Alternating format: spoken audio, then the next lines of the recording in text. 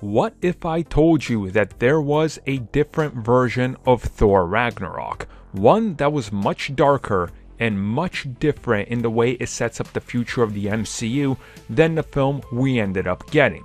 You probably already know that, but you've probably forgotten it, but now we know some of the details.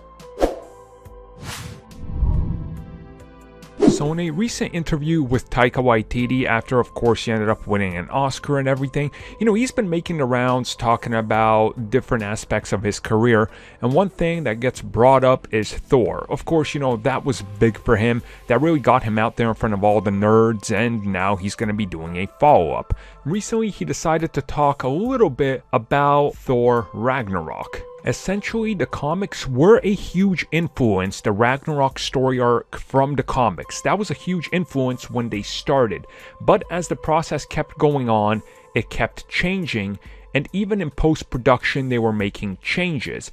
Now, if you line up everything we've heard, and even recently there's been other reports from other people involved, and of course concept art, we know that the film had a much darker tone in line with the comics, and of course Ragnarok was going to be something that was big and destructive and really went in a different direction. Now, of course, I don't think this is much of a surprise. If you look at the original logo for Thor Ragnarok, you see it's much darker, much more reminiscent of the Dark World. And then when we finally got the redesign, once they started working on the film and it was more in production, we got the synth-looking 80s logo.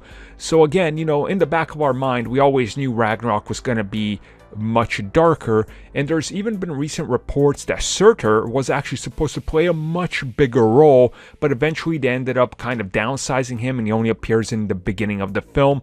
And then Hela was brought in, and you can kind of start to piece together how much different of a film we would have gotten. Now also, if you look at the art of Thor Ragnarok, there's a few pieces in there that really line themselves up towards all of these things.